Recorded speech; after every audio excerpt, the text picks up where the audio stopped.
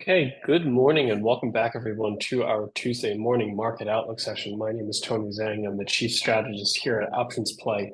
Sorry about the couple of minute late start to the session, but to cap things off last week, largely equity markets did not move after what was a outstanding earnings report from NVIDIA.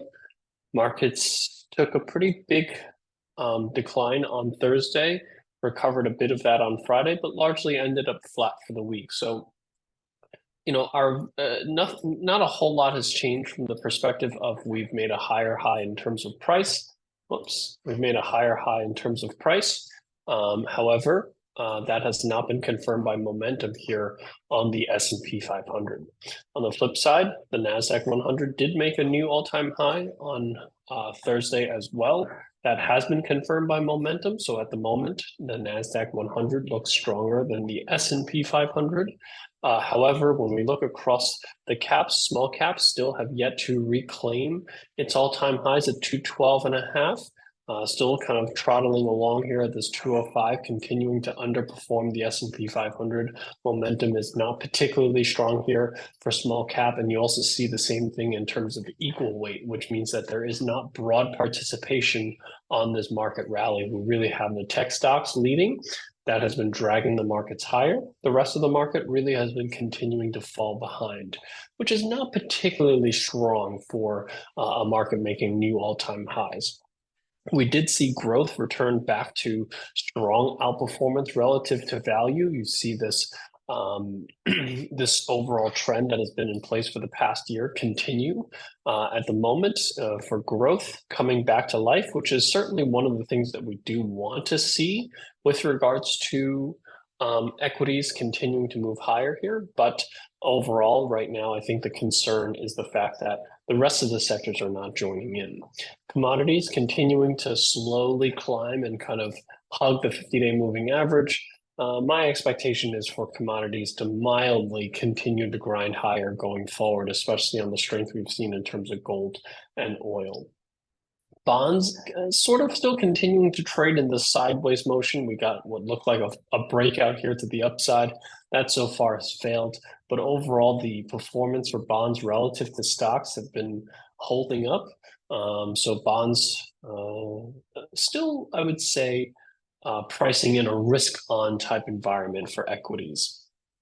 The VIX continued to settle below the 12% mark here, settling at 11.93 as of Friday's close. So we are basically at one-year lows with regards to volatility. This certainly speaks to a lack of fear in the overall markets. You can even call it complacency. And from my perspective, provides an opportunity for options traders to be long volatility. 10-year yield climbed a little bit to 4.45. We have the PCE numbers that come out this Friday. That's the Fed's preferred inflation gauge. All eyes are going to be on that. If that continues to kind of trend in the right direction, I think that is the market's what the market is looking for with regards to continuing the grind higher in terms of equities. Bonds, like I said, last week, largely trading sideways, but the relative performance of bonds to stocks have still continued to hold up fairly well. So 10-year yield, TLT trading above that 50-day moving average, but at the moment, as you can see, still kind of respecting that downtrend line. So my view is that you could still see a little bit of downside here for TLT going forward as it kind of continues to make lower highs. The US dollar broke below this 105 level, the resistance level that we talked about here last week. It held that level and traded lower. My expectation is for dollar to potentially start trending lower from here going forward. Looking at gold continued to pull back here to the 50-day moving average, which comes in around just a little around 2,300, 2,318 or so. This could be a potential opportunity for another small bounce here on gold. The question is really whether or not it has enough momentum to break out above 2,450 and continue moving higher from here. That's really kind of what my base case at the moment is looking for is a bounce higher here, retest 2450, and potentially break out even higher from here. Crude, we did manage to make a new intraday low last week.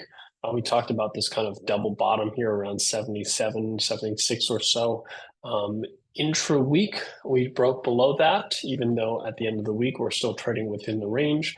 My expectation is that oil will largely be kind of range bound, perhaps going forward at the moment, unless we break below the $76 support level. If we break below 76, then we're headed back down to potentially 72 or so here to the downside, which is the next support level for oil.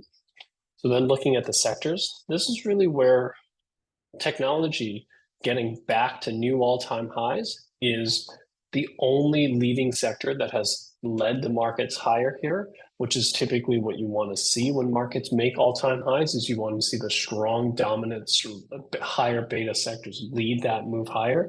And we're getting that from the technology sector, as you can see over the past few weeks, strong outperformance relative to the S&P 500.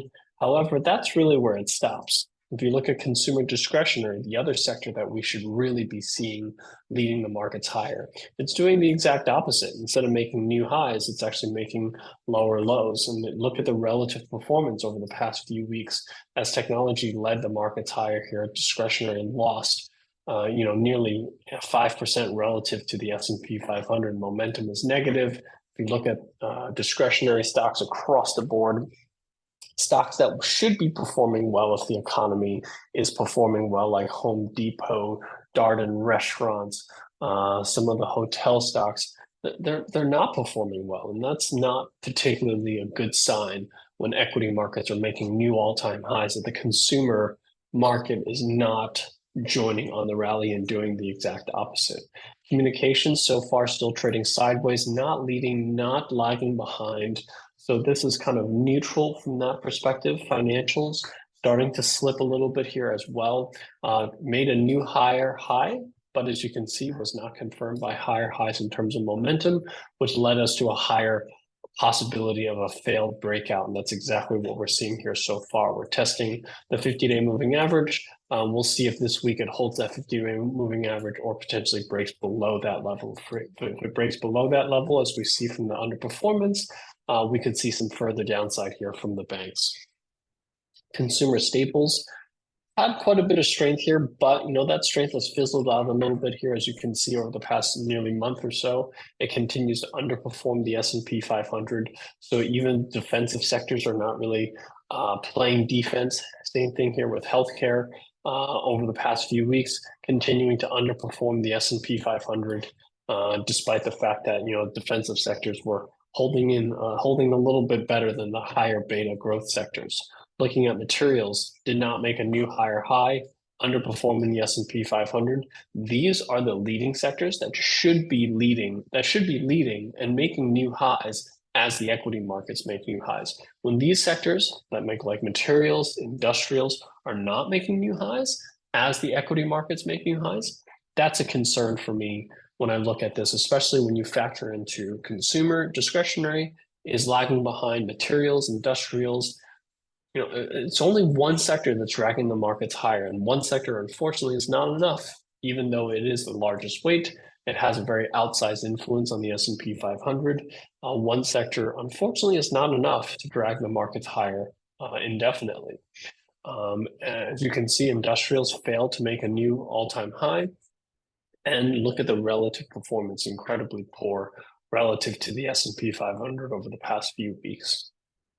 Real estate making a new 52-week low relative to the S&P 500.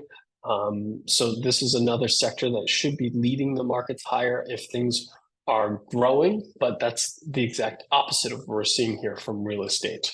Energy, same thing, underperforming the S&P 500. This is not surprising, given that oil prices have just made a new recent low. Energy shares this $91 support level, potentially at risk of breaking lower here and potentially heading back into the high 80s or so on XLE. And utilities, we've seen quite a bit of strength out of utilities. So far, that strength has still continued to hold. We'll see if this continues. We've seen a little bit of decline in terms of relative performance at the end of last week. So I do expect perhaps a little bit of downside here for XLU before it could potentially be another buying opportunity. Utilities, interesting shift in terms of as a sector, considering that it has been one of the few sectors that has been powering the AI revolution. So utilities so far looking fairly strong despite last week showing a little bit of weakness. Home builders broke below the 50-day moving average. See the relative performance has really kind of gone back down, to 3-month lows. Home builders, I think, not as strong here, showing a little bit of weakness. Likely will revisit this $100 support level and potentially lower from here if we do break below that $100 support level. And on the flip side, semiconductors. On the back of NVIDIA's print last week, we made a new all-time high in stocks. The semiconductor index, noticed how that there's been negative divergence on that move higher here, even though there's been outperformance. That's a concern for me that, NVIDIA's print could be the new high on semiconductors, but maybe at the same time will usher in a little bit of weakness here. So we'll see kind of how NVIDIA trades this particular week. But some of the signs that this new high on semiconductors has been met with some exhaustion from buyers to the upside. So overall, when you look at the markets here, I think the concern for me is the fact that you really don't have a lot of strength across the board from the sectors that justify new all-time highs and continuing those all-time highs. I think you have some concerns here with the overall market. You have Amazon that is starting to break below some support levels here. This is also the major consumer discretionary stock, testing this 180 support level. It made a higher high in terms of price. That was not confirmed by momentum in terms of recently. This has kind of led to a higher probability of a pullback, and that's exactly what we got, that false breakout with a pullback. And now, does it break below 180 and start trending lower from here? That's a concern that I have right now. You see the same thing here from some of the other stocks like Home Depot, another major consumer discretionary stock. Broke below this 350 support level, came back to retest it as resistance, and now trading lower. Broke below, the previous lows here from about a month ago.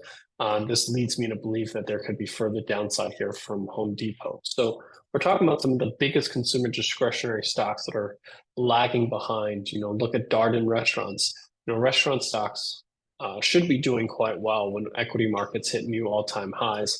Yet, we're trading near kind of the lows of the last 6 months or so. So these are all things that I certainly am concerned about. Look at the relative performance of the S&P 500. It's been the new 52-week low relative to the S&P 500. That's not a good sign, of equity markets near all-time highs. So for those reasons, I'm a little bit more cautious here on equities as they make new highs. There's been a lot of bullish sentiment here in the overall markets, and it's hard to fight that. And I understand that. And I think for those reasons, many investors need to be invested long in this market. However, I do caution a little bit of, I do suggest a little bit of caution as you look at the market internals just are not very strong. With that, thank you so much. I hope that this helps you kind of set you off on the right foot for the week. And I'll see you guys here next Tuesday on our next Tuesday morning market outlook session. Thank you so much and have a great trading day.